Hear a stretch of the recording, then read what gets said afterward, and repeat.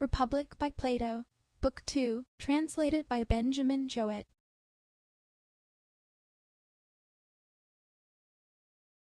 With these words, I was thinking that I had made an end of the discussion, but the end, in truth, proved to be only a beginning, for Glaucon, who is always the most pugnacious of men, was dissatisfied at Thrasymachus's retirement. He wanted to have the battle out. So he said to me, "Socrates, do you wish really to persuade us, or only to seem to have persuaded us, that to be just is always better than to be unjust?" "I should wish really to persuade you," I replied, "if I could." "Then you certainly have not succeeded. Let me ask you now, how would you arrange goods? Are there not some which we welcome for their own sakes, and independently of their consequences, as, for example, harmless pleasures and enjoyments, which delight us at the time, although nothing follows from them?" "I agree in thinking that there is such a class," I replied. "Is there not also a second class of goods, such as knowledge, sight, health, which are desirable not only in themselves, but also for their results?" "Certainly," I said. "And would you not recognize a third class, such as gymnastic, and the care of the sick, and the physician's art, also the various ways of money making? These do us good, but we regard them as disagreeable, and no one would choose them for their own sakes, but only for the sake of some reward or result which flows from them." "There is," I said, "this third class also. But why do you ask?" "Because I want to know in which of the three classes you would place justice." "In the highest class," I replied, "among those goods which he who would be happy desires both for their own sake and for the sake of their results." "Then the many are of another mind. They think that justice is to be reckoned in the troublesome class, among goods which are to be pursued for the sake of rewards and of reputation, but in themselves are disagreeable and rather to be avoided." "I know," I said, "that this is their manner of thinking, and that this was the thesis which Thrasymachus was maintaining just now, when he censured justice and praised injustice. But I am too stupid to be convinced by him." "I wish," he said, "that you would hear me as well as him, and then I shall see whether you and I agree. For Thrasymachus seems to me, like a snake, to have been charmed by your voice sooner than he ought to have been. But to my mind the nature of justice and injustice have not yet been made clear. Setting aside their rewards and results, I want to know what they are in themselves, and how they inwardly work in the soul. If you please, then, I will revive the argument of Thrasymachus. And first I will speak of the nature and origin of justice, according to the common view of them.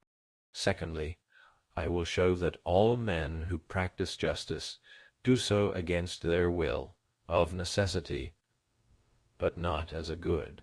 And thirdly, I will argue that there is reason in this view, for the life of the unjust is after all better far than the life of the just. If what they say is true, Socrates, since I myself am not of their opinion, but still I acknowledge that I am perplexed when I hear the voices of Thrasymachus and myriads of others dinning in my ears, and on the other hand, I have never yet heard the superiority of justice to injustice maintained by anyone in a satisfactory way. I want to hear justice praised in respect of itself. Then I shall be satisfied, and you are the person from whom I think that I am most likely to hear this, and therefore I will praise the unjust life to the utmost of my power, and my manner of speaking will indicate the manner in which I desire to hear you too praising justice and censuring injustice.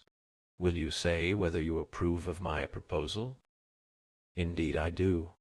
Nor can I imagine any theme about which a man of sense would oftener wish to converse." "I am delighted," he replied, "to hear you say so, and shall begin by speaking, as I proposed, of the nature and origin of justice. They say that to do injustice is by nature good, to suffer injustice evil, but that the evil is greater than the good. And so when men have both done and suffered injustice, and have had experience of both, not being able to avoid the one and obtain the other, they think that they had better agree among themselves to have neither. Hence there arise laws and mutual covenants, and that which is ordained by law is termed by them lawful and just. This they affirm to be the origin and nature of justice. It is a mean or compromise between the best of all, which is to do injustice and not be punished, which is to suffer injustice without the power of retaliation, and justice, being at a middle point between the two, is tolerated not as a good, but as the lesser evil, and honored by reason of the inability of men to do injustice. For no man who is worthy to be called a man would ever submit to such an agreement, if he were able to resist. He would be mad if he did. Such is the received account, Socrates, of the nature and origin of justice. Now that those who practice justice do so involuntarily, and because they have not the power to be unjust, will best appear if we imagine something of this kind. Having given both to the just and the unjust power to do what they will, let us watch and see whither desire will lead them. Then we shall discover in the very act the just and unjust man to be proceeding along the same road, following their interest, which all natures deem to be their good, and are only diverted into the path of justice by the force of law. The liberty which we are supposing may be most completely given to them in the form of such a power as is said to have been possessed by Gyges, the ancestor of Croesus the Lydian. According to the tradition, Gyges was a shepherd in the service of the king of Lydia. There was a great storm, and an earthquake made an opening in the earth at the place where he was feeding his flock. Amazed at the sight, he descended into the opening, where, among other marvels, he beheld a hollow brazen horse, having doors, at which he stooping, and looking in saw a dead body of stature, as appeared to him more than human, and having nothing on but a gold ring. This he took from the finger of the dead, and reascended. Now the shepherds met together, according to custom, that they might send their monthly report about the flocks to the king. Into their assembly he came having the ring on his finger, and as he was sitting among them he chanced to turn the collet of the ring inside his hand, when instantly he became invisible to the rest of the company, and they began to speak of him as if he were no longer present. He was astonished at this, and again touching the ring, he turned the collet outwards and reappeared. He made several trials of the ring, and always with the same result. When he turned the collet inwards, he became invisible; when outwards, he reappeared. Whereupon he contrived to be chosen one of the messengers who were sent to the court. Where as soon as he arrived, he seduced the queen, and with her help conspired against the king, and slew him, and took the kingdom. Suppose now that there were two such magic rings, and the just put on one of them, and the unjust the other. No man can be imagined to be of such an iron nature that he would stand fast in justice. No man would keep his hands off what was not his own when he could safely take what he liked out of the market, or go into houses and lie with anyone at his pleasure, or kill or release from prison whom he would, and in all respects be like a god among men. Then the actions of the just would be as the actions of the unjust. They would both come at last to the same point, and this we may truly affirm to be a great proof that a man is just, not willingly or because he thinks that justice is any good to him individually, but of necessity. For wherever anyone thinks that he can safely be unjust, there he is unjust. For all men believe in their hearts that injustice is far more profitable to the individual than justice, and he who argues as I have been supposing will say that they are right. If you could imagine anyone obtaining this power of becoming invisible, and never doing any wrong or touching what was another's, he would be thought by the lookers on to be a most wretched idiot, although they would praise him to one another's faces, and keep up appearances with one another from a fear that they too might suffer injustice. Enough of this. Now, if we are to form a real judgment of the life of the just and unjust, we must isolate them. There is no other way. And how is the isolation to be effected? I answer, let the unjust man be entirely unjust, and the just man entirely just. Nothing is to be taken away from either of them, and both are to be perfectly furnished for the work of their respective lives. First, let the unjust be like other distinguished masters of craft, like the skillful pilot or physician, who knows intuitively his own powers and keeps within their limits, and who, if he fails at any point, is able to recover himself. So let the unjust make his unjust attempts in the right way, and lie hidden if he means to be great in his injustice. He who is found out is nobody, for the highest reach of injustice is to be deemed just when you are not. Therefore I say that in the perfectly unjust man we must assume the most perfect injustice.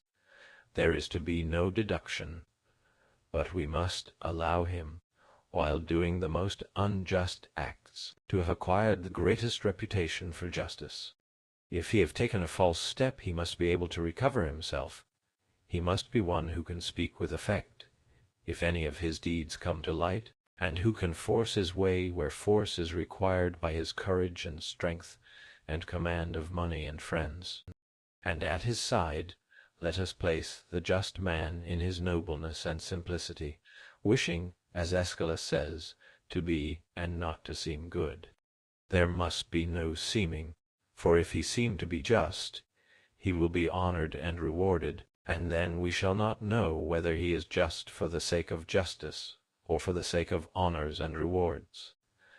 Therefore let him be clothed in justice only, and have no other covering, and he must be imagined in a state of life the opposite of the former. Let him be the best of men, and let him be thought the worst.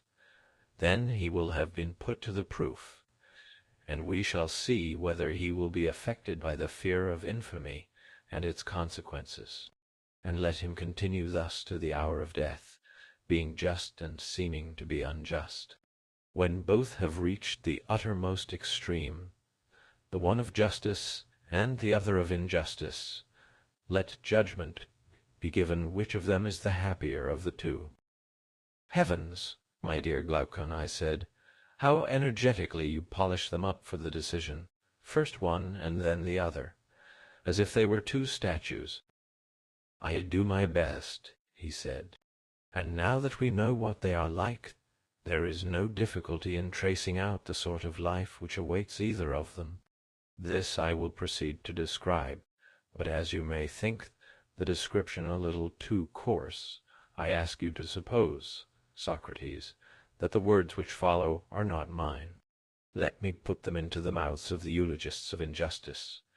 They will tell you that the just man who is thought unjust will be scourged, racked, bound, will have his eyes burnt out, and at last, after suffering every kind of evil, he will be impaled.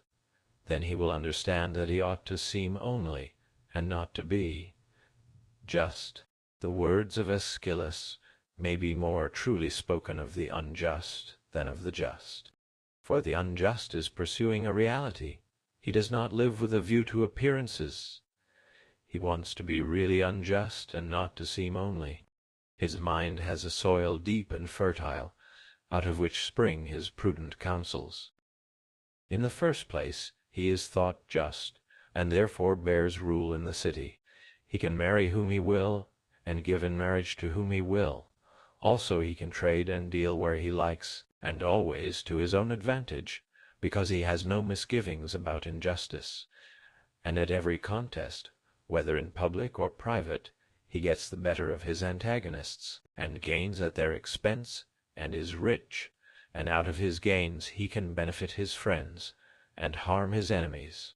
Moreover, he can offer sacrifices and dedicate gifts to the gods abundantly and magnificently. and can honor the gods or any man whom he wants to honor in a far better style than the just, and therefore he is likely to be dearer than they are to the gods. And thus, Socrates, gods and men are said to unite in making the life of the unjust better than the life of the just. I was going to say something in answer to Glaucon, when Adimantus, his brother, interposed. "Socrates," he said, "you do not suppose that there is nothing more to be urged?" "The strongest point of all has not been even mentioned," he replied. "Well, then, according to the proverb, let brother help brother. If he fails in any part, do you assist him? Although I must confess that Glaucon has already said quite enough to lay me in the dust, and take from me the power of helping justice." "Nonsense," he replied. "But let me add something more. There is another side to Glaucon's argument about the praise and censure of justice and injustice, which is equally required in order to bring out what I believe to be his meaning. Parents and tutors are always telling their sons and their wards that they are to be just. But why? Not for the sake of justice, but for the sake of character and reputation, in the hope of obtaining for him who is reputed just some of those offices, marriages, and the like which Glaucon has enumerated among the advantages accruing to the unjust from the reputation of justice.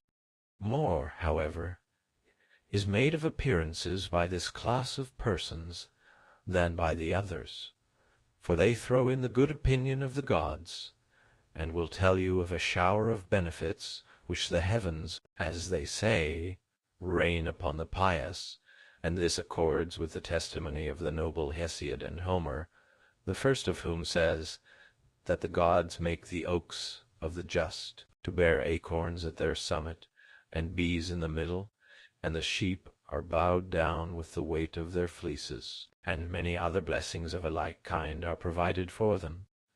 And Homer has a very similar strain, for he speaks of one whose fame is as the fame of some blameless king who, like a god, maintains justice, to whom the black earth brings forth wheat and barley, whose trees are bowed with fruit, and his sheep never fail to bear, and the sea gives him fish. Still grander are the gifts of heaven which Musaeus and his son vouchsafe to the just. They take them down into the world below, where they have the saints lying on couches at a feast, everlastingly drunk, crowned with garlands. Their idea seems to be that an immortality of drunkenness is the highest meed of virtue. Some extend their rewards yet further. The posterity, as they say, of the faithful and just shall survive to the third and fourth generation. This is the style in which they praise justice. But about the wicked there is another strain. They bury them in a slough in Hades, and make them carry water in a sieve. Also, while they are yet living, they bring them to infamy, and inflict upon them the punishments which Glaucon described as the portion of the just, who are reputed to be unjust. Nothing else does their invention supply. Such is their manner of praising the one and censuring the other. Once more, Socrates, I will ask you to consider another way of speaking about justice and injustice, which is not confined to the poets, but is found in prose writers. The universal voice of mankind is always declaring that justice and virtue are honorable, but grievous and toilsome, and that the pleasures of vice and injustice are easy of attainment, and are only censured by law and opinion. They say also that honesty is for the most part less profitable than dishonesty, and they are quite ready to call wicked men happy, and to honor them both in public and private, when they are rich or in any other way influential, while they despise and overlook those who may be weak and poor, even though acknowledging them to be better than the others. But most extraordinary of all is their mode of speaking about virtue and the gods. They say that the gods apportion calamity and misery to many good men, and good and happiness to the wicked, and mendicant prophets go to rich men's doors and persuade them that they have a power committed to them by the gods of making an atonement for a man's own or his ancestors' sins, by sacrifices or charms, with rejoicings and feasts, and they promise to harm an enemy, whether just or unjust, at a small cost, with magic arts and incantations binding heaven, as they say, to execute their will. And the poets are the authorities to whom they appeal, now smoothing the path of vice with the words of Hesiod. Vice may be had in abundance without trouble. The way is smooth and her dwelling place is near. But before virtue the gods have set toil, and a tedious and uphill road, then citing Homer as a witness that the gods may be influenced by men. For he also says, the gods, too, may be turned from their purpose, and men pray to them and avert their wrath by sacrifices and soothing entreaties, and by libations and the odor of fat, when they have sinned and transgressed. And they produce a host of books written by Musaeus and Orpheus, who were children of the moon and the Muses. That is what they say, according to which they perform their ritual, and persuade not only individuals, but whole cities, that expiations and atonements for sin may be made by sacrifices and amusements, which fill a vacant hour, and are equally at the service of the living and the dead. The latter sort they call mysteries, and they redeem us from the pains of hell. But if we neglect them, no one knows what awaits us. He proceeded, and now when the young hear all this said about virtue and vice, and the way in which gods and men regard them, how are their minds likely to be affected? My dear Socrates, those of them I mean who are quick-witted and like bees on the wing, light on every flower, and from all that they hear are prone to draw conclusions as to what manner of persons they should be, and in what way they should walk, if they would make the best of life. Probably the youth will say to himself in the words of Pindar, can I by justice or by crooked ways of deceit ascend a loftier tower, which may be a fortress to me all my days? For what men say is that, if I am really just and am not also thought just profit, there is none, but the pain and loss, on the other hand, are unmistakable. But if, though unjust, I acquire the reputation of justice, a heavenly life is promised to me. Since then, as philosophers prove, appearance tyrannizes over truth and is lord of happiness, to appearance I must devote myself. I will describe around me a picture and shadow of virtue, to be the vestibule and exterior of my house. Behind I will trail the subtle and crafty fox, as Archilochus, greatest of sages, recommends. But I hear someone exclaiming that the concealment of wickedness is often difficult, to which I answer, nothing great is easy. Nevertheless, the argument indicates this, if we would be happy, to be the path along which we should proceed. With a view to concealment, we will establish secret brotherhoods and political clubs, and there are professors of rhetoric who teach the art of persuading courts and assemblies, and so, partly by persuasion and partly by force, I shall make unlawful gains and not be punished. Still I hear a voice saying that the gods cannot be deceived, neither can they be compelled. But what if there are no gods? Or suppose them to have no care of human things. Why, in either case should we mind about concealment? And even if there are gods, and they do care about us, yet we know of them only from tradition and the genealogies of the poets. And these are the very persons who say that they may be influenced and turned by sacrifices and soothing entreaties, and by offerings. Let us be consistent then, and believe both or neither. If the poets speak truly, why then we had better be unjust and offer of the fruits of injustice. For if we are just, although we may escape the vengeance of heaven, we shall lose the gains of injustice. But if we are unjust, we shall keep the gains, and by our sinning and praying and sinning, the gods will be propitiated, and we shall not be punished.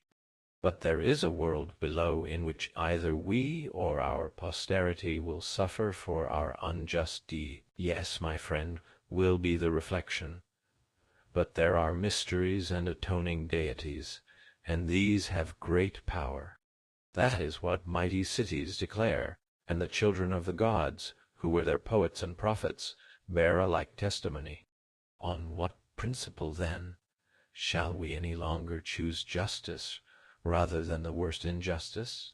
When, if we only unite the latter with a deceitful regard to appearances, we shall fare to our mind both with gods and men, in life and after death, as the most numerous and the highest authorities tell us. Knowing all this, Socrates, how can a man who has any superiority of mind or person or rank or wealth be willing to honor justice, or indeed to refrain from laughing when he hears justice praised? And even if there should be someone who is able to disprove the truth of my words, and who is satisfied that justice is best, still he is not angry with the unjust, but is very ready to forgive them, because he also knows that men are not just of their own free will, unless, peradventure, there be someone whom the divinity within him may have inspired with a hatred of injustice, or who has attained knowledge of the truth, but no other man. He only blames injustice who, owing to cowardice or age or some weakness, has not the power of being unjust. And this is proved by the fact that when he obtains the power, he immediately becomes unjust as far as he can be. The cause of all this, Socrates, was indicated by us at the beginning of the argument, when my brother and I told you how astonished we were to find that of all the professing panegyrists of justice, beginning with the ancient heroes of whom any memorial has been preserved to us, and ending with the men of our own time, no one has ever blamed injustice or praised justice except with a view to the glories, honors, and benefits which flow from them. No one has ever adequately described, either in verse or prose, the true essential nature of either of them abiding in the soul, and invisible to any human or divine eye, or shown that of all the things of a man's soul which he has within him, justice is the greatest good, and injustice the greatest evil. Had this been the universal strain, had you sought to persuade us of this from our youth upwards, we should not have been on the watch to keep one another from doing wrong, but everyone would have been his own watchman, because afraid, if he did wrong, of harboring in himself the greatest of evils. I dare say that Thrasymachus and others would seriously hold the language which I have been merely repeating, and words even stronger than these about justice and injustice, grossly, as I conceive, perverting their true nature. But I speak in this vehement manner, as I must frankly confess to you, because I want to hear from you the opposite side, and I would ask you to show not only the superiority which justice has over injustice, but what effect they have on the possessor of them, which makes the one to be a good and the other an evil to him. And please, as Glaucon requested of you, to exclude reputations. For unless you take away from each of them his true reputation and add on the false, we shall say that you do not praise justice, but the appearance of it. We shall think that you are only exhorting us to keep injustice dark, and that you really agree with Thrasymachus in thinking that justice is another's good, and the interest of the stronger, and that injustice is a man's own profit and interest, though injurious to the weaker. Now, as you have admitted that justice is one of that highest class of goods which are desired indeed for their results, but in a far greater degree for their own sakes, like sight or hearing or knowledge or health, or any other real and natural and not merely conventional good, I would ask you in your praise of justice to regard one point only, I mean, the essential good and evil which justice and injustice work in the possessors of them. Let others praise justice and censure injustice, magnifying the rewards and honors of the one and abusing the other. That is a manner of arguing which, coming from them, I am ready to tolerate, but from you who have spent your whole life in the consideration of this question, unless I hear the contrary from your own lips, I expect something better. And therefore I say, not only prove to us that justice is better than injustice, but show what they either of them do to the possessor of them, which makes the one to be a good and the other an evil, whether seen or unseen by gods and men. I had always admired the genius of Glaucon and Adeimantus, but on hearing these words I was quite delighted, and said, "Sons of an illustrious father, that was not a bad beginning of the elegiac verses which the admirer of Glaucon made in honor of you after you had distinguished yourselves at the battle of Megara. Sons of Ariston, divine offspring of an illustrious hero. The epithet is very appropriate, for there is something truly divine in being able to argue as you have done for the superiority of injustice, and remaining unconvinced by your own arguments. And I do believe that you are not convinced. This I infer from your general character, for had I judged only from your speeches, I should have mistrusted you. But now, the greater my confidence in you, the greater is my difficulty in knowing what to say. For I am in a strait between two.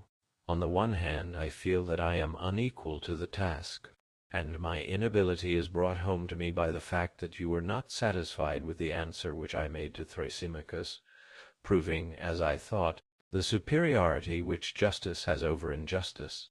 And yet I cannot refuse to help, while breath and speech remain to me.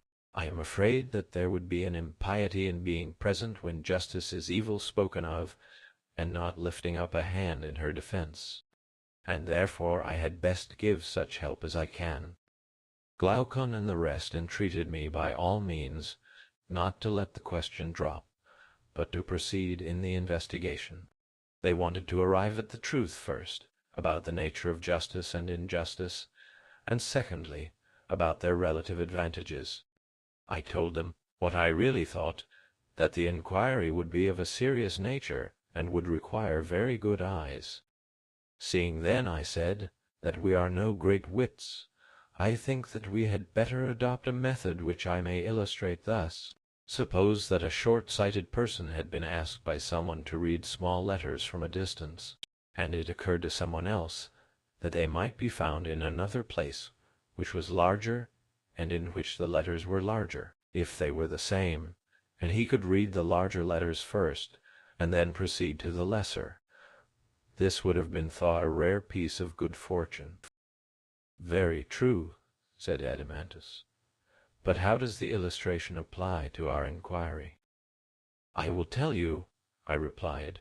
Justice, which is the subject of our inquiry, is, as you know, sometimes spoken of as the virtue of an individual, and sometimes as the virtue of a state. True, he replied. And is not a state larger than an individual? It is.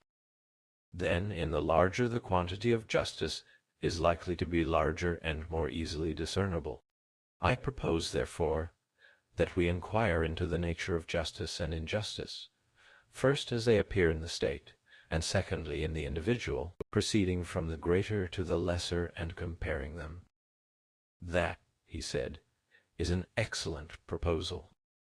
And if we imagine the state in process of creation, we shall see the justice and injustice of the state in process of creation also. I dare say. When the state is completed, there may be a hope that the object of our search will be more easily discovered. Yes, far more easily. But ought we to attempt to construct one? I said. For to do so, as I am inclined to think, will be a very serious task. Reflect, therefore. I have reflected, said Adeimantus, and am anxious that you should proceed. A state, I said, arises, as I conceive, out of the needs of mankind. No one is self-sufficing, but all of us have many wants. Can any other origin of a state be imagined? There can be no other. Then, as we have many wants, and many persons are needed to supply them, one takes a helper for one purpose, and another for another. And when these partners and helpers are gathered together in one habitation, the body of inhabitants is termed a state. True, he said. And they exchange with one another, and one gives, and another receives, under the idea that the exchange will be for their good. Very true. Then, I said, let us begin and create in idea a state. And yet the true creator is necessity, who is the mother of our invention. Of course, he replied. Now, the first and greatest of necessities is food, which is the condition of life and existence. Certainly. The second is a dwelling, and the third clothing and the like. True. And now, let us see how our city will be able to supply this great demand. We may suppose that one man is a husbandman, another a builder, someone else a weaver. Shall we add to them a shoemaker, or perhaps some other purveyor to our bodily wants? Quite right. The barest notion of a state must include 4 or 5 men. Clearly. And how will they proceed? Will each bring the result of his labors into a common stock? The individual husbandman, for example, producing for 4 and laboring 4 times as long and as much as he need in the provision of food with which he supplies others as well as himself. Or will he have nothing to do with others and not be at the trouble of producing for them, but provide for himself alone 1/4 of the food in 1/4 of the time, and in the remaining 3/4 of his time be employed in making a house or a coat or a pair of shoes, having no partnership with others, but supplying himself all his own wants? Adeimantus thought that he should aim at producing food only, and not at producing everything. Probably, I replied, that would be the better way, and when I hear you say this, I am myself reminded that we are not all alike. There are diversities of natures among us, which are adapted to different occupations. Very true. And will you have a work better done when the workman has many occupations, or when he has only one? When he has only one. Further, there can be no doubt that a work is spoilt when not done at the right time. No doubt. For business is not disposed to wait until the doer of the business is at leisure, but the doer must follow up what he is doing, and make the business his first object. He must. And if so, we must infer that all things are produced more plentifully and easily and of a better quality when one man does one thing which is natural to him, and does it at the right time, and leaves other things. Undoubtedly. Then more than 4 citizens will be required, for the husbandman will not make his own plough or mattock or other implements of agriculture, if they are to be good for anything. Neither will the builder make his tools, and he too needs many, and in like manner the weaver and shoemaker. True. Then carpenters and smiths, and many other artisans, will be sharers in our little state, which is already beginning to grow. True. Yet even if we add neathers, shepherds, and other herdsmen, in order that our husbandmen may have oxen to plough with, and builders as well as husbandmen may have draught cattle, and curriers and weavers fleeces and hides, still our state will not be very large. That is true, yet neither will it be a very small state which contains all these. Then, again, there is the situation of the city. To find a place where nothing need be imported is well nigh impossible. Impossible. Then there must be another class of citizens who will bring the required supply from another city? There must. But if the trader goes empty-handed, having nothing which they require who would supply his need, he will come back empty-handed. That is certain. And therefore, what they produce at home must be not only enough for themselves, but such both in quantity and quality as to accommodate those from whom their wants are supplied. Very true.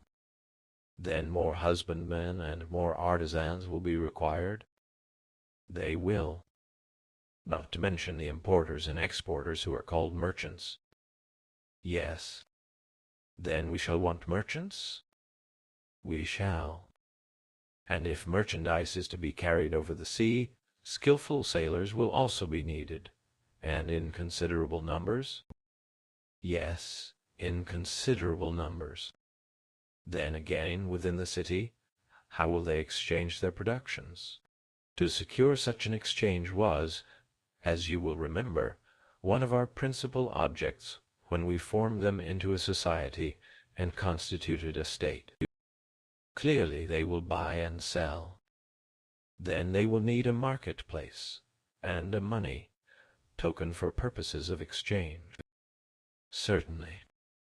Suppose now that a husbandman or an artisan brings some production to market, and he comes at a time when there is no one to exchange with him. Is he to leave his calling and sit idle in the marketplace?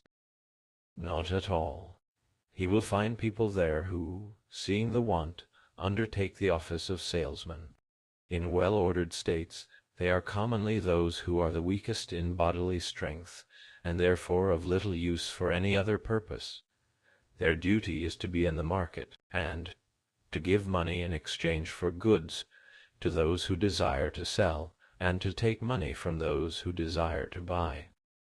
This want, then, creates a class of retail traders in our state. Is not retailer the term which is applied to those who sit in the marketplace, engaged in buying and selling, while those who wander from one city to another are called merchants? Yes, he said. And there is another class of servants who are intellectually hardly on the level of companionship. Still, they have plenty of bodily strength for labor, which accordingly they sell, and are called, if I do not mistake, hirelings, hire being the name which is given to the price of their labor. True. Then hirelings will help to make up our population? Yes. And now, Adeimantus, is our state matured and perfected? I think so. Where then is justice, and where is injustice, and in what part of the state do they spring up? Probably in the dealings of these citizens with one another. I cannot imagine that they are more likely to be found anywhere else. I dare say that you are right in your suggestion, I said. We had better think the matter out, and not shrink from the inquiry. Let us then consider, first of all, what will be their way of life, now that we have thus established them. Will they not produce corn and wine and clothes and shoes, and build houses for themselves?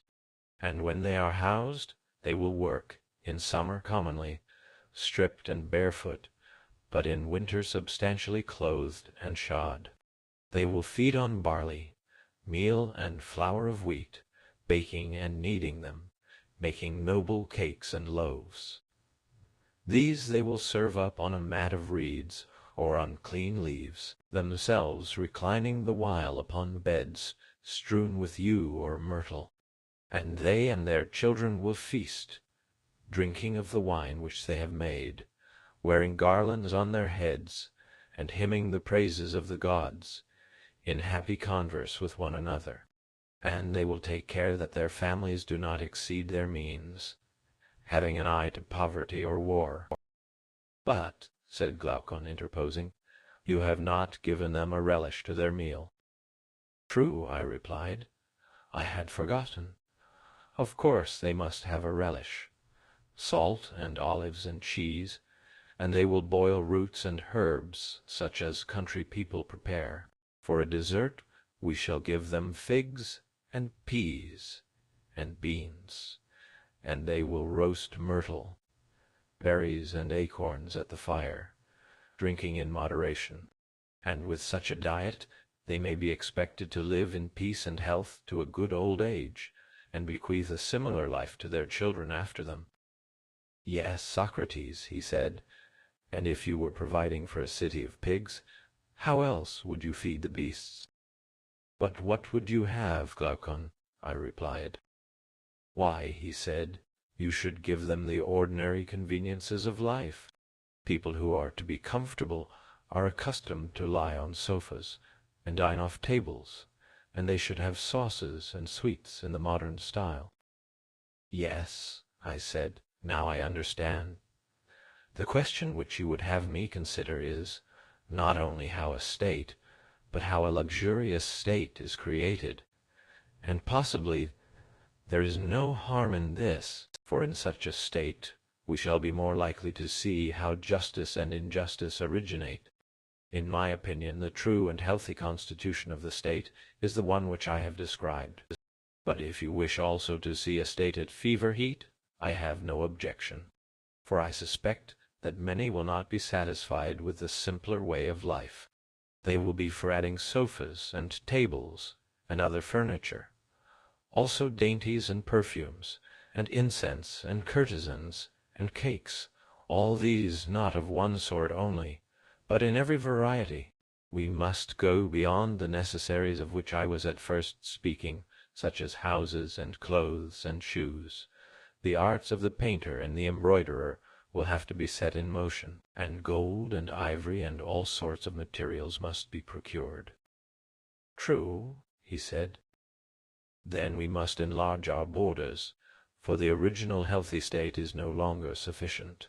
Now will the city have to fill and swell with a multitude of callings, which are not required by any natural want, such as the whole tribe of hunters and actors, of whom one large class have to do with forms and colors. Another will be the votaries of music, poets and their attendant train of rhapsodists, players, dancers, contractors, also makers of divers kinds of articles, including women's dresses, and we shall want more servants. Will not tutors be also in request, and nurses wet and dry, tire-women and barbers, as well as confectioners and cooks, and swineherds too, who were not needed and therefore had no place in the former edition of our state, but are needed now. They must not be forgotten, and there will be animals of many other kinds, if people eat them. Certainly. And living in this way, we shall have much greater need of physicians than before? Much greater. And the country which was enough to support the original inhabitants will be too small now, and not enough. Quite true.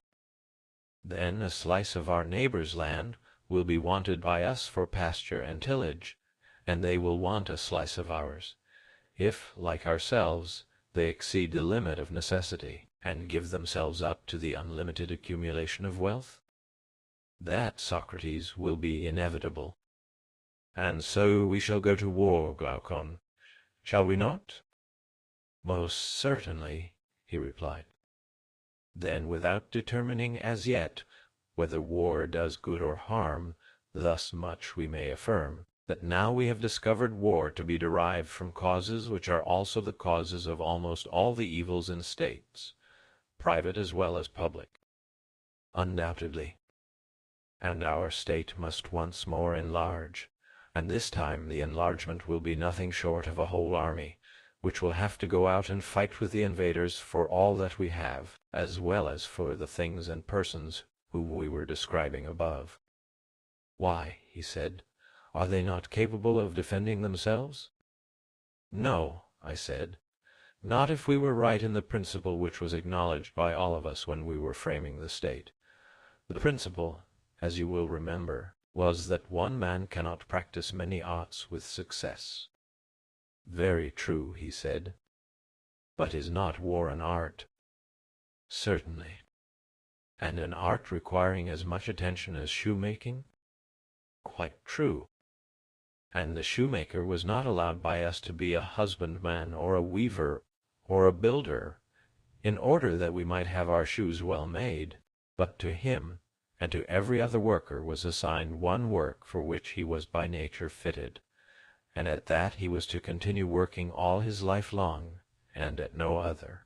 He was not to let opportunities slip, and then he would become a good workman. Now nothing can be more important than that the work of a soldier should be well done. But is war an art so easily acquired that a man may be a warrior who is also a husbandman, or shoemaker, or other artisan, although no one in the world would be a good dice or draught player who merely took up the game as a recreation, and had not from his earliest years devoted himself to this and nothing else?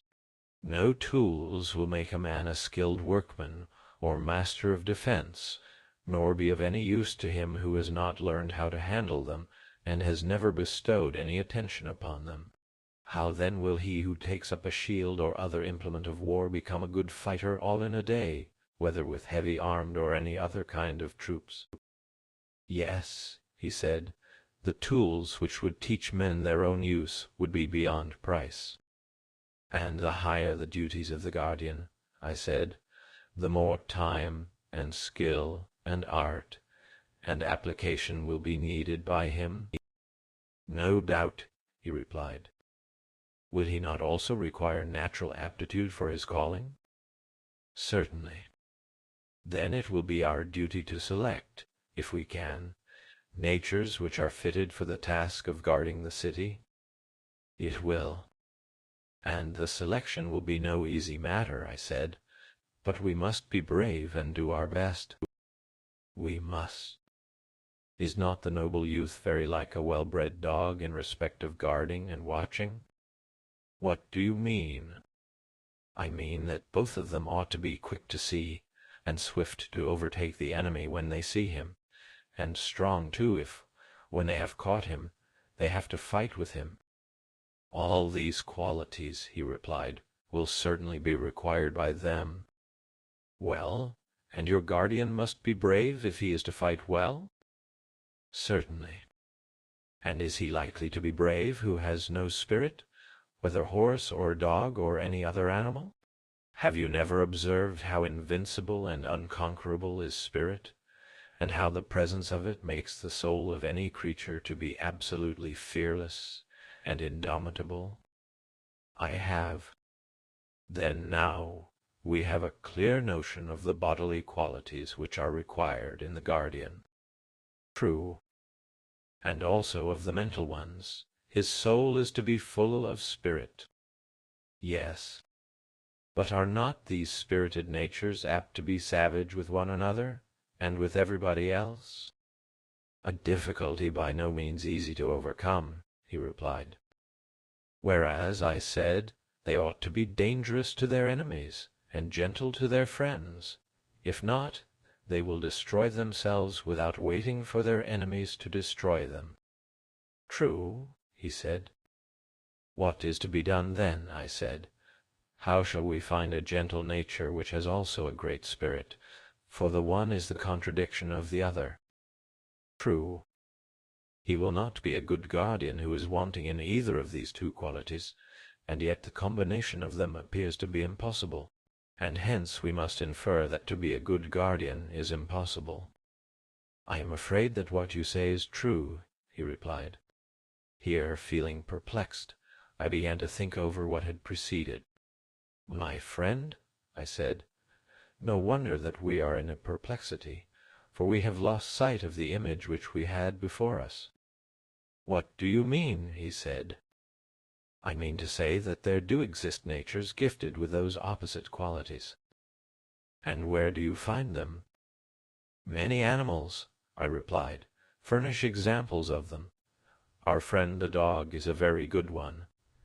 You know that, well, bred dogs are perfectly gentle to their familiars and acquaintances, and the reverse to strangers. Yes, I know. Then there is nothing impossible or out of the order of nature in our finding a guardian who has a similar combination of qualities. Certainly not. Would not he who is fitted to be a guardian, besides the spirited nature, need to have the qualities of a philosopher? I do not apprehend your meaning. The trait of which I am speaking, I replied, may be also seen in the dog, and is remarkable in the animal. What trait? Why, a dog, whenever he sees a stranger, is angry. When an acquaintance, he welcomes him, although the one has never done him any harm, nor the other any good. Did this never strike you as curious? The matter never struck me before, but I quite recognize the truth of your remark. And surely this instinct of the dog is very charming. Your dog is a true philosopher. Why? Why, because he distinguishes the face of a friend and of an enemy only by the criterion of knowing and not knowing. And must not an animal be a lover of learning who determines what he likes and dislikes by the test of knowledge and ignorance? Most assuredly. And is not the love of learning the love of wisdom, which is philosophy? They are the same, he replied. And may we not say confidently of man also, that he who is likely to be gentle to his friends and acquaintances must by nature be a lover of wisdom and knowledge? That we may safely affirm. Then he who is to be a really good and noble guardian of the state will require to unite in himself philosophy and spirit and swiftness and strength? Undoubtedly. Then we have found the desired natures, and now that we have found them, how are they to be reared and educated? Is not this an inquiry which may be expected to throw light on the greater inquiry which is our final end? How do justice and injustice grow up in states? For we do not want either to omit what is to the point, or to draw out the argument to an inconvenient length. Adeimantus thought that the inquiry would be of great service to us. Then I said, my dear friend, the task must not be given up, even if somewhat long. Certainly not. Come then, and let us pass a leisure hour in story-telling, and our story shall be the education of our heroes. By all means. And what shall be their education? Can we find a better than the traditional sort? And this has two divisions, gymnastic for the body, and music for the soul. True. Shall we begin education with music, and go on to gymnastic afterwards? By all means. And when you speak of music, do you include literature or not? I do. And literature may be either true or false. Yes. And the young should be trained in both kinds, and we begin with the false? I do not understand your meaning, he said. You know, I said, that we begin by telling children stories which, though not wholly destitute of truth, are in the main fictitious, and these stories are told them when they are not of an age to learn gymnastics. Very true. That was my meaning when I said that we must teach music before gymnastics. Quite right, he said. You know also that the beginning is the most important part of any work, especially in the case of a young and tender thing, for that is the time at which the character is being formed, and the desired impression is more readily taken. Quite true. And shall we just carelessly allow children to hear any casual tales which may be devised by casual persons, and to receive into their minds ideas, for the most part, the very opposite of those which we should wish them to have when they are grown up? We cannot. Then the first thing will be to establish a censorship of the writers of fiction, and let the censors receive any tale of fiction which is good, and reject the bad. And we will desire mothers and nurses to tell their children the authorized ones only. Let them fashion the mind with such tales, even more fondly than they mold the body with their hands. But most of those which are now in use must be discarded. Of what tales are you speaking? He said. You may find a model of the lesser in the greater, I said, for they are necessarily of the same type, and there is the same spirit in both of them. Very likely, he replied, but I do not as yet know what you would term the greater. Those, I said, which are narrated by Homer and Hesiod, and the rest of the poets, who have ever been the great story-tellers of mankind. But which stories do you mean? He said, and what fault do you find with them? A fault which is most serious, I said, the fault of telling a lie, and, what is more, a bad lie. But when is this fault committed? Whenever an erroneous representation is made of the nature of gods and heroes, as when a painter paints a portrait not having the shadow of a likeness to the original. Yes, he said, that sort of thing is certainly very blamable, But what are the stories which you mean? First of all, I said, there was that greatest of all lies in high places, which the poet told about Uranus, and which was a bad lie too, and how Cronus retaliated on him. The doings of Cronus, and the sufferings which in turn his son inflicted upon him, even if they were true, ought certainly not to be lightly told to young and thoughtless persons. If possible, they had better be buried in silence.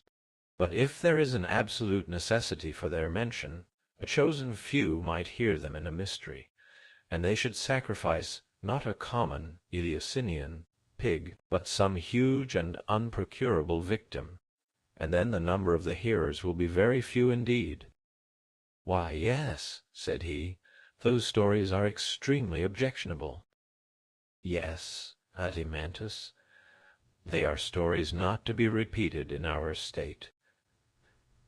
The young man should not be told that in committing the worst of crimes he is far from doing anything outrageous, and that even if he chastises his father when he does wrong, in whatever manner, he will only be following the example of the first and greatest among the gods. I entirely agree with you, he said. In my opinion, those stories are quite unfit to be repeated. Neither, if we mean our future guardians to regard the habit of quarreling among themselves as of all things the basest, should any word be said to them of the wars in heaven, and of the plots and fightings of the gods against one another, for they are not true. No, we shall never mention the battles of the giants, or let them be embroidered on garments, and we shall be silent about the innumerable other quarrels of gods and heroes with their friends and relatives. If they would only believe us, we would tell them that quarreling is unholy, and that never up to this time has there been any quarrel between citizens. This is what old men and old women should begin by telling children. And when they grow up, the poets also should be told to compose for them in a similar spirit. But the narrative of Hephaestus binding Hera his mother, or how on another occasion Zeus sent him flying for taking her part when she was being beaten, and all the battles of the gods in Homer, these tales must not be admitted into our state, whether they are supposed to have an allegorical meaning or not. For a young person cannot judge what is allegorical and what is literal. Anything that he receives into his mind at that age is likely to become indelible and unalterable, and therefore it is most important that the tales which the young first hear should be models of virtuous thoughts. There you are right, he replied. But if anyone asks where are such models to be found, and of what tales are you speaking, how shall we answer him? I said to him, you and I, Adimantus, at this moment are not poets, but founders of a state. Now the founders of a state ought to know the general forms in which poets should cast their tales, and the limits which must be observed by them, but to make the tales is not their business. Very true, he said. But what are these forms of theology which you mean? Something of this kind, I replied. God is always to be represented as he truly is, whatever be the sort of poetry, epic, lyric, or tragic, in which the representation is given. Right. And is he not truly good, and must he not be represented as such? Certainly. And no good thing is hurtful? No, indeed. And that which is not hurtful hurts not? Certainly not. And that which hurts not does no evil? No. And can that which does no evil be a cause of evil? Impossible. And the good is advantageous? Yes. And therefore the cause of well-being? Yes. It follows, therefore, that the good is not the cause of all things, but of the good only? Assuredly. Then God, if he be good, is not the author of all things, as the many assert, but he is the cause of a few things only, and not of most things that occur to men. For few are the goods of human life, and many are the evils, and the good is to be attributed to God alone. Of the evils, the causes are to be sought elsewhere, and not in him. That appears to me to be most true, he said. Then we must not listen to Homer or to any other poet who is guilty of the folly of saying that two casks lie at the threshold of Zeus, full of lots, one of good, the other of evil lots, and that he to whom Zeus gives a mixture of the two sometimes meets with evil fortune, at other times with good, but that he to whom is given a cup of unmingled ill, him wild hunger drives o'er the beauteous earth. And again, Zeus, who is the dispenser of good and evil to us. And if anyone asserts that the violation of oaths and treaties, which was really the work of Pandarus, was brought about by Athene and Zeus, or that the strife and contention of the gods was instigated by Themis and Zeus, he shall not have our approval. Neither will we allow our young men to hear the words of Aeschylus, that God plants guilt among men when he desires utterly to destroy a house. And if a poet writes of the sufferings of Niobe, the subject of the tragedy in which these iambic verses occur, or of the house of Pelops, or of the Trojan War, or on any similar theme, either we must not permit him to say that these are the works of God, or if they are of God, he must devise some explanation of them such as we are seeking. He must say that God did what was just and right, and they were the better for being punished, but that those who are punished are miserable, and that God is the author of their misery. The poet is not to be permitted to say, though he may say that the wicked are miserable because they require to be punished, and are benefited by receiving punishment from God, but that God being good is the author of evil to anyone, is to be strenuously denied, and not to be said or sung or heard in verse or prose by anyone, whether old or young, in any well-ordered commonwealth. Such a fiction is suicidal, ruinous, impious. I agree with you, he replied, and am ready to give my assent to the law. Let this then be one of our rules and principles concerning the gods, to which our poets and reciters will be expected to conform. That God is not the author of all things, but of good only. That will do, he said. And what do you think of a second principle? Shall I ask you whether God is a magician, and of a nature to appear insidiously now in one shape, and now in another, sometimes himself changing and passing into many forms, sometimes deceiving us with the semblance of such transformations? Or is he one and the same, immutably fixed in his own proper image? I cannot answer you, he said, without more thought. Well, I said, but if we suppose a change in anything, that change must be effected either by the thing itself, or by some other thing. Most certainly. And things which are at their best are also least liable to be altered or discomposed. For example, when healthiest and strongest, the human frame is least liable to be affected by meats and drinks, and the plant which is in the fullest vigor also suffers least from winds or the heat of the sun, or any similar causes. Of course. And will not the bravest and wisest soul be least confused or deranged by any external influence? True. And the same principle, as I should suppose, applies to all composite things. Furniture, houses, garments. When good and well made, they are least altered by time and circumstances. Very true. Then everything which is good, whether made by art or nature or both, is least liable to suffer change from without. True. But surely God and the things of God are in every way perfect? Of course they are. Then he can hardly be compelled by external influence to take many shapes? He cannot. But may he not change and transform himself? Clearly, he said, that must be the case, if he is changed at all. And will he then change himself for the better and fairer, or for the worse and more unsightly? If he change at all, he can only change for the worse, for we cannot suppose him to be deficient either in virtue or beauty. Very true, Adeimantus. But then, would anyone, whether god or man, desire to make himself worse? Impossible. Then it is impossible that God should ever be willing to change. Being, as is supposed, the fairest and best that is conceivable, every god remains absolutely and forever in his own form. That necessarily follows, he said, in my judgment.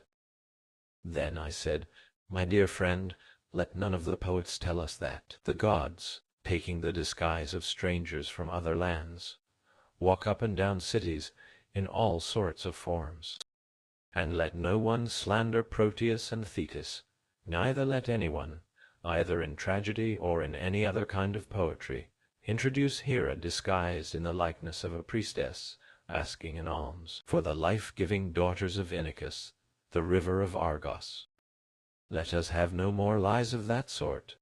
Neither must we have mothers under the influence of the poets scaring their children with a bad version of these myths, telling how certain gods, as they say, go about by night in the likeness of so many strangers, and in divers forms.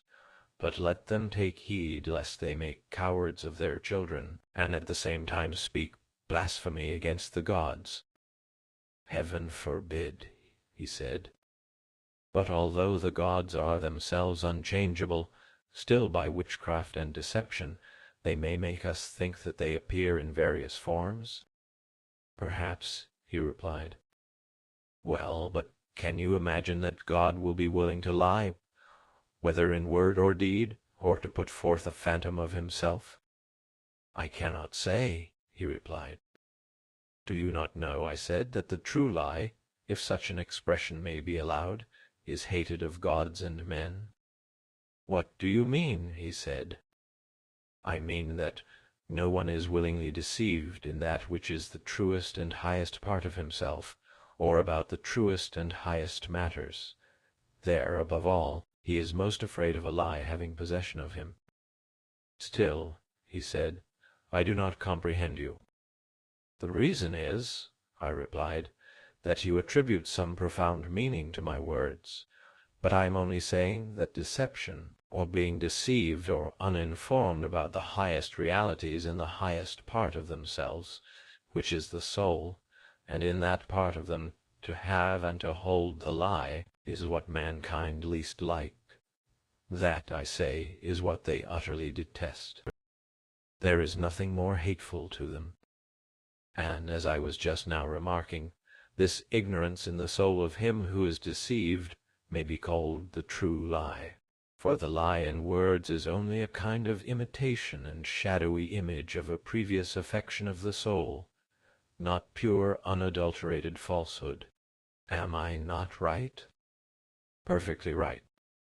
The true lie is hated not only by the gods, but also by men. Yes. Whereas the lie in words is in certain cases useful and not hateful, in dealing with enemies. That would be an instance, or again, when those whom we call our friends in a fit of madness or illusion are going to do some harm. Then it is useful, and is a sort of medicine or preventive. Also in the tales of mythology, of which we were just now speaking, because we do not know the truth about ancient times, we make falsehood as much like truth as we can, and so turn it to account. Very true, he said. But can any of these reasons apply to God? Can we suppose that he is ignorant of antiquity, and therefore has recourse to invention? That would be ridiculous, he said. Then the lying poet has no place in our idea of God. I should say not. Or perhaps he may tell a lie because he is afraid of enemies? That is inconceivable. But he may have friends who are senseless or mad. But no mad or senseless person can be a friend of God. Then no motive can be imagined why God should lie. None whatever. Then the superhuman and divine is absolutely incapable of falsehood? Yes. Then is God perfectly simple and true both in word and deed. He changes not, he deceives not, either by sign or word, by dream or waking vision. Your thoughts, he said, are the reflection of my own? You agree with me, then, I said, that this is the second type or form in which we should write and speak about divine things. The gods are not magicians who transform themselves, neither do they deceive mankind in any way. I grant that. Then, although we are admirers of Homer, we do not admire the lying dream which Zeus sends to Agamemnon, neither will we praise the verses of Aeschylus, in which Thetis says that Apollo at her nuptials was celebrating in song her fair progeny, whose days were to be long, and to know no sickness. And when he had spoken of my lot as in all things blessed of heaven, he raised a note of triumph and cheered my soul. And I thought that the word of Phoebus, being divine and full of prophecy, would not fail. And now he himself who uttered the strain, he who was present at the banquet, and who said this, he it is who has slain my son. These are the kind of sentiments about the gods which will arouse our anger, and he who utters them shall be refused a chorus. Neither shall we allow teachers to make use of them in the instruction of the young, meaning, as we do, that our guardians, as far as men can be, should be true worshippers of the gods and like them. I entirely agree, he said, in these principles, and promise to make them my laws.